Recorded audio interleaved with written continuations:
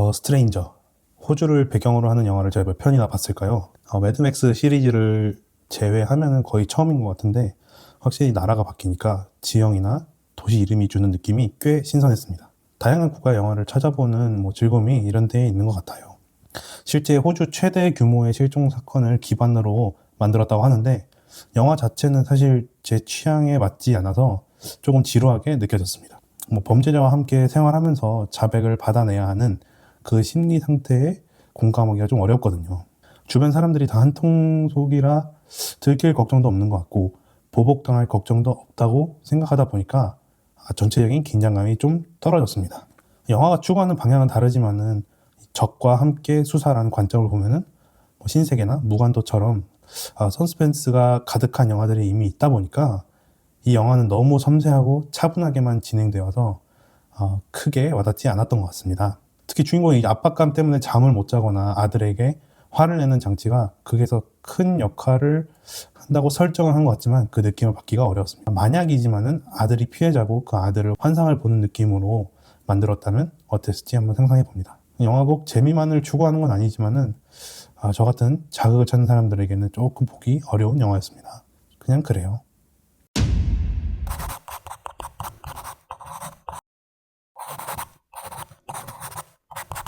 버드박스, 조시 멜러먼의 소설이 원작인데 이제 제목인 세 장은 아마 외부의 존재 때문에 갇혀 지내는 상황과 생존의 도구로서 새를 활용하는 중의적인 의미를 담고 있다 생각합니다. 공포보다는 스릴러나 크리처물에 좀 더 가까웠는데 도입부가 저는 정말 대단했다고 생각합니다. 28주의 오프닝만큼이나 약간 충격적이었어요. 사람들이 기괴하게 이제 죽는 장면들을 쭉 보면서 이 영화가 정말 만만치 않은 영화겠구나 딱 만드는 도입부였다고 생각합니다. 사실 이제 도시의 주택과 흐르는 강물이 준 대비를 저는 좀 재밌게 봤는데 주택이라는 고정된 거점에서 물건을 훔치고 빼앗기고 근데 주변이 점점 고갈되고 황폐해지는 이제 약간 정체적인 정체를 보여줬다면은 강물은 그 과정이 굉장히 힘들고 그렇지만은 흘러가면서 결국 가장 안정적인 공간에 도달하는 생존을 위한 움직임이라고 좀 봤습니다.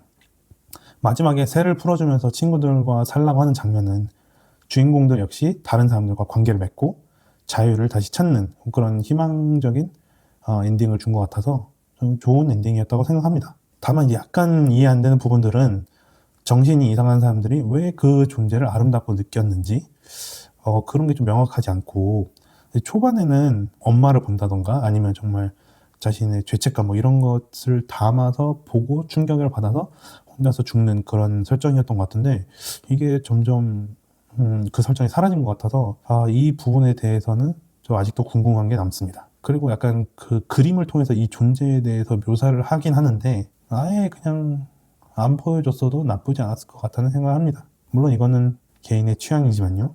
영화 자체는 굉장히 재밌어서 볼만한 영화였다고 생각합니다.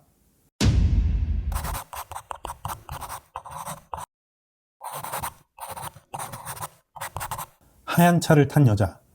이제 반전의 반전이 계속되는 영화였습니다. 여러 버전으로 이제 사건을 재현하면서 이제 구색을 맞춰 나가는 방식이 꽤 궁금증을 유발하면서 긴장감 있게 그려졌습니다. 파출소, 여관, 집, 산, 큰 범위의 공간이 나오는 건 아니고 한정된 공간들만 나오는데 눈이 내리는 배경을 유지하면서 그 제한적인 상황들을 아주 효율적으로 잘 보여줬다고 생각합니다. 이 영화에서 집과 동네는 두 인물에게 똑같이 감옥의 역할을 하거든요. 작가는 집을 나가고 싶지만 언니에게 얽매여서 실패하고 경찰은 이 동네를 떠나고 싶지만 아버지에게 묶여 있어요. 이런 공간적 구속이 서로를 이해하게 만들었고 결국에는 엔딩에서 경찰이 선택하는 것에 대한 이유를 부여한 게 아닌가 생각합니다. 서로에게 자유를 준 거죠. 저는 개인적으로 정유현 배우님의 연기가 정말 대단했다고 생각합니다. 저는 이 안광이 되게 중요하다 생각하는데 불안해 보이던 눈의 안광이 정신이 돌아오는 순간에 생기 도는 눈으로 싹 바뀌어지는 게 느껴지더라고요. 그래서 연기 자체는 좋았는데 아쉬운 거는 되게 의미심장하게 소설 하얀 차를 탄 여자라는 게 계속 보여지거든요. 근데 막상 별게 없어요. 그래가지고 이 책이 뭔지가 제일 궁금했던 것 같아요. 애매한 장치라고 하기에는 제목도 이거여서 좀 애매하게 남아버린 소재가 아닐까 싶습니다. 그래서 조금 재밌지만 아쉬운 영화였습니다.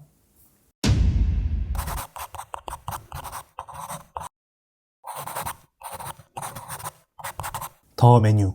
이 요리와 잔혹한 스릴러의 결합이어서 아주 이질적이지만 굉장히 새롭고 되게 재밌게 보았습니다. 평소에 요리 영화를 즐겨 보기도 하고 그렇게 스릴러도 즐겨서 보는데 이 죽음과 요리를 연결하면서 음식도 되게 처음에 되게 잘 소개를 해주거든요. 그래서 되게 어디로 튈지 모르는 전개 때문에 재미있는 영화였다고 생각합니다. 이제 셰프는 고립된 선과 식당이라는 폐쇄적인 공간을 아주 장악을 하거든요. 그래서 식당 자체는 주변과 되게 잘 어우러지면서 굉장히 과감한 경사 지붕과 전면 유리 파사드 등을 활용해서 되게 흔히 말해서 디자인이 잘 된 건물이라고 보여지는데 이 공간 자체가 아름답지만 이 안에서는 먹는 거, 앉는 거, 일어나는 거 이런 게 다 통제를 하기 때문에 여기서 이루어지는 긴장감이 좀 대단했다고 생각합니다. 차이점이라면 소우나 배틀로얄 같은 거는 약간 강제로 갇히는데 이거는 자기가 스스로 걸어 들어와서 죽음을 맞이한다는 점이 좀 묘한 차이를 만든다고 생각합니다. 근데 결국에는 약간 스포일러일 수 있지만 한 사람만 살아남는데 예술이라는 것에 대한 회의감이 있는 사람이지만은 본질을 찾는 그리고 그것에 집중했기 때문에 이제 살아남는 사람이 있습니다. 그 음식에 대한 본질이 뭘지 조금 생각해보는 영화였다고 생각하고 근데 오히려 저는 음식 만드는 과정이 좀 더 나았으면 어땠을까라는 좀 개인적인 투정이 좀 있습니다. 근데 뭐 식장 디자인이나 연출 연기 다 저는 되게 재밌게 본 영화여서 스릴러나 아니면 조금 잔혹한 거를 볼 수 있다면은 한번 보는 것도 괜찮을 것 같아요.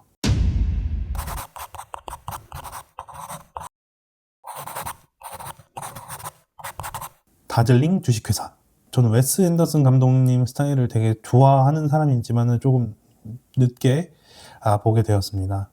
감독님 특유의 색깔이 이제 막 보여주려고 하는 영화였나는 생각을 했습니다. 그래서 보면은 제가 웨스 앤더슨 감독님을 좋아하는 이유는 사실 배경을 굉장히 과감하고 효과적으로 잘 활용하는 감독님이어서 좋아하는 것 같은데 특히 열차라는 공간이 가진 특성을 굉장히 잘 이용했다고 생각합니다. 열차는 공간을 이제 칸마다 분리가 되어 있지만 문을 통해서 연결되어 있거든요.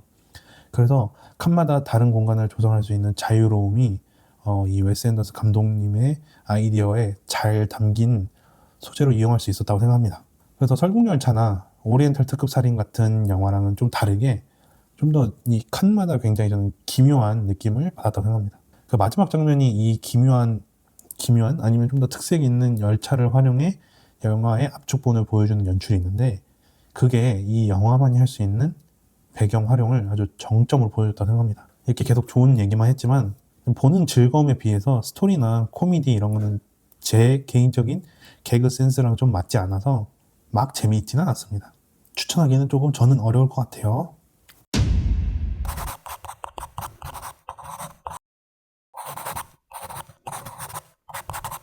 이번 주 주간 영화 어워드입니다. 베스트 영화는 더 메뉴입니다. 정말 보는 동안에 시선을 놓을 수가 없을 정도로 배경이면 배경, 연출이면 연출, 연기면 연기 저는 되게 좋은 영화였다고 생각합니다. 물론 언제나 말하지만 개인의 취향입니다. 베스트 포스터는 더 스트레인저입니다.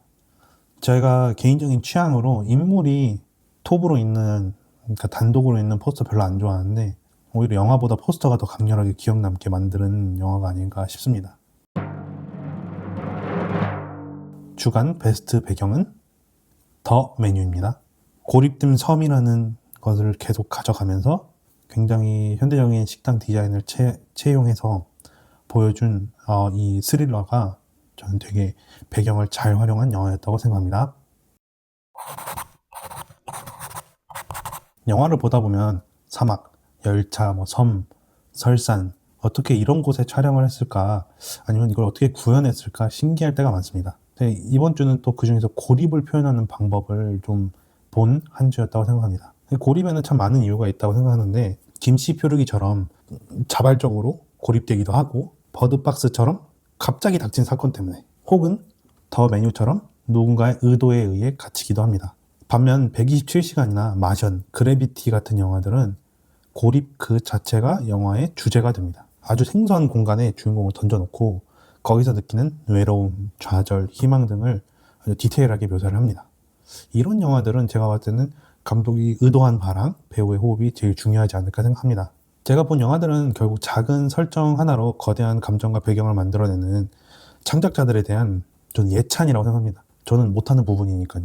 그래서 언제나 이런 것들을 보는 건 항상 즐거워서 이런 비평을 하는 과정도 그들에 대한 찬양의 일부라고 생각합니다. 이런 공간을 기반으로 아니면 고립 이런 걸 기반으로 만들어진 영화를 보는 것만으로도 참 고마워서 앞으로도 더 다양한 영화들을 보고 싶다는 생각을 하게 됐습니다. 다음 주는 또 어떤 영화를 볼까요? 다음 주 5편도 기대해 주세요.